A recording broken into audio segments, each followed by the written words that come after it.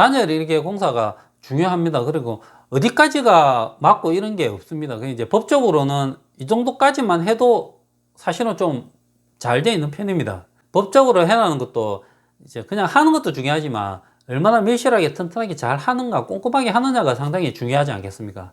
제 미랑 현장처럼 뭐 안팎으로 다 해버리면 뭐 제 생각에는 결로나 이런 거 또 난방이나 이런 거 걱정 하나도 안 해도 된다고 개인적으로 생각합니다.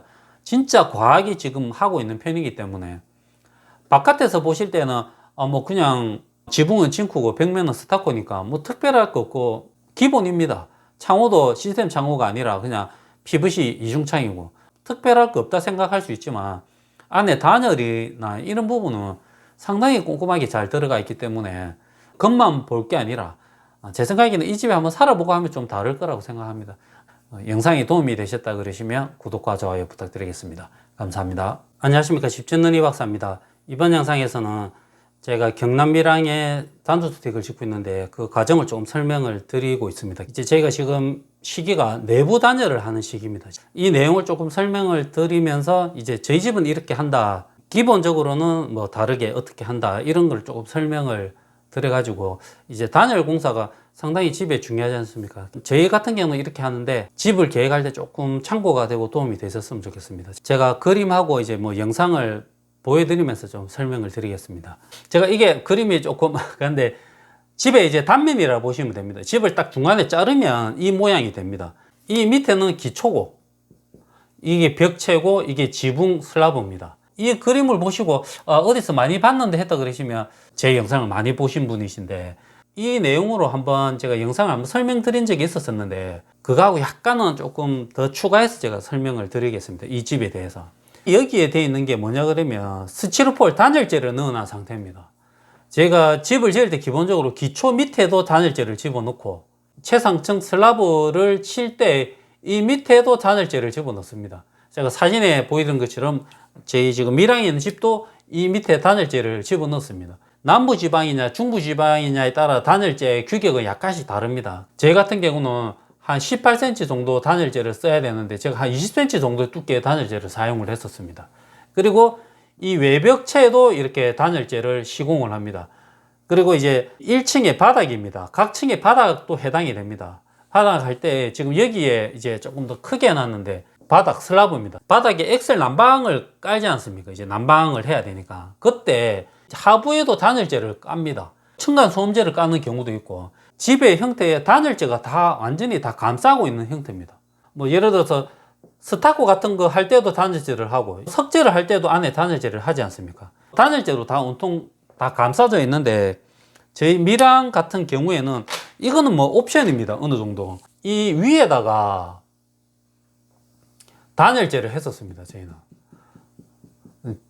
건축주분이 단열에 엄청 관심이 많으셔가지고 여기에 저희가 PF 보드를 60T짜리를 요 위에다가 시공을 했습니다. 이렇게 하고 난 다음에 저희는 요 위에다가 이제 징크를 씌웠습니다. 외벽에는 저희 스타코니까 단열재가 당연히 들어가 있는 거고. 그러니까 제가 말씀드리는 주요는 이 색깔로 되어 있는 이 단열재가 기본입니다. 기본으로 하는데 저희 같은 경우는 이제 옵션으로 이제 집주인분이 PF보드 지붕에다가 하고 이제 징크를 시공한 거고. 그렇게 되면 이 내부에는 뭐 특별하게 단열을 하거나 이렇게 할 필요는 없습니다, 사실은. 그런데 제 같은 경우에는 이 내부에도 저는 단열재를 좀 하는 편입니다.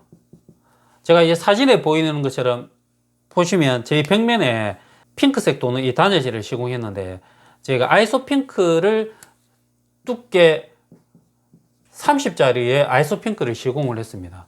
저는 일반적으로 그냥 비드법으로 되어 있는 회색의 단열재를 많이 시공을 합니다. 근데 이제 집주인분이 제가 말씀드린 대로 이 위에도 이제 PF 보드를 다시 덧대서 시공한 케이스니까 이 안에도 재료에 비해서는 크게 많이 차이 나지 않습니다, 솔직히. 시공비는 어차피 똑같지 않습니까? 그래서 이제 재료만 이제 조금 업그레이드를 시킨 거니까 사진에 보이는 것처럼 이제 아이소 핑크를 시공을 했습니다. 이제 아이소 핑크를 시공을 하고 난 다음에 안에다가 제가 석고를 쳐서 마감을 합니다. 이걸 보시고 내 집에도 이렇게 해야 되겠다 싶어서 이 단열재를 시공하는 경우가 있습니다. 이거는 조금 복잡한 내용인데 이 스티로폼을 붙이고 이 석고를 붙이는 방법도 한 두 가지가 크게 있습니다. 저 같은 경우에는 이 스티로폼을 붙일 때 스타코를 붙이고 할 때 보면 요즘에는 우레탄 폼이 이런 단열재를 접착하는 전용으로 되어 있는 우레탄 폼이 나옵니다. 그걸로 밀실하게 다 시공을 하는 겁니다. 그렇게 난 다음에 저희가 석고도 석고 본드를 이용을 해서 바로 위에다가 석고를 붙입니다. 근데 이제 내장 목수들, 특히나 목수분들이 들어와서 나도 이제 내부에 안에 단열재를 시공하고 싶다 그래서 단열재를 시공하면 제 생각에는 대부분 뭘 시공하냐 그러면 여기에다가 열반사 단열재를 많이 시공을 합니다. 열반사 단열재를 시공을 하고 그 다음에 이제 각재상을 일본말 쓰면 안 되니까 각재상을 쓰고 그 다음에 이제 석고를 치는 경우도 있습니다. 뭐가 정답이냐 이렇게 뭐 조금 애매하지만 제가 알기로서는 열반사 단열재는 내부에 시공하는 게 아닙니다. 이 외부에 시공하는 용도입니다. 논란이 많은데 보면 열반사 단열재는 저는 안에 절대 시공하지 않습니다. 그리고 예를 들어서 그러면 나는 열반사 단열재 안 하고 이제 스티로폼을 쓸 거다 이렇게 하면 대부분 내장 목수들이 어떻게 하냐 그러면 강목상을 겁니다. 강목상을 먼저 그려야 수지 수평이 나올 거니까 그렇게 난 다음에 이 사이에다가 스티로폼을 넣습니다. 이 사이 잘라서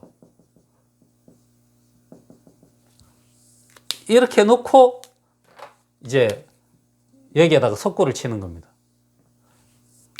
뭐 이렇게 해도 뭐 안 하는 것보다 낫겠지만 이것도 이제 제 생각입니다. 또 문제가 많을 수 있으니까 이 각재상에 있는 부분에는 여기에는 다 이제 단열재가 못 들어가지 않습니까? 그러면 다 단열이 깨진다고 생각합니다. 근데 이제 이렇게 하는 거에 장단점은 있습니다. 이런 거에 이제 단열이 깨지는 단점은 있지만 이 각재상으로 수직 수평을 잡았기 때문에 이 석고를 만약에 붙였을 때 수직 수평은 잘 나옵니다. 그 대신 제가 이렇게 쓰는 방법, 이 방법을 쓰면 어떤 문제점이냐 그러면 수직 수평이 약간씩 안 맞습니다. 아무리 잘 이렇게 붙인다 해도 사람이 하는 거니까 이 수평 자 가지고 이렇게 붙여도 약간씩 이렇게 웁니다. 운다는 뜻은 이제 수직 수평이 잘 안 맞습니다. 약간씩. 저는 이제 그 수직 수평이 조금 안 맞아도 조금 이렇게 하는 편입니다. 왜냐 그러면 만약에 이렇게 하면 이 폭만큼 이제 여러 가지 단열도 깨지는 문제도 있고 예를 들어서 뭐 이제 FM대로 한다 그러면 이 밑에다가 스티로폼을 붙이고 그 다음에 그 공간을 띄워서 이제 각재상을 붙이고 석고 붙이면 이 내부를 너무 많이 잡아먹습니다.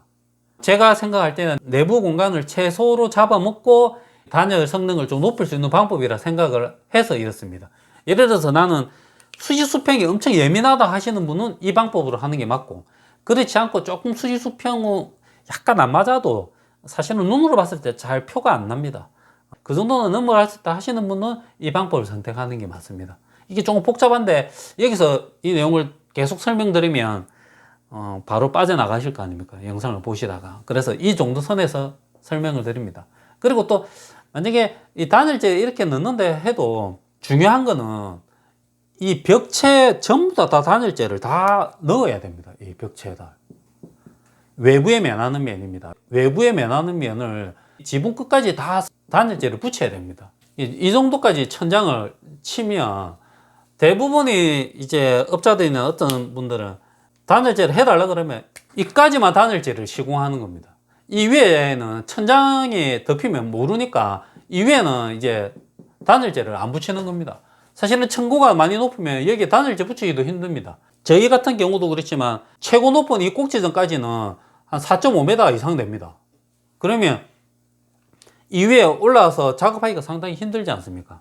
대부분 이 천장 높이는 저희가 한 2.4m 정도 선이니까 거실 해봤자 한 2.56m 정도 선이니까 이 정도까지는 작업하는데 쉽게 작업을 합니다. 그런데 4.5m, 5m 정도까지 이 꼭지점이 되면 여기에 단열재를 붙이고 하는 게 좀 힘듭니다.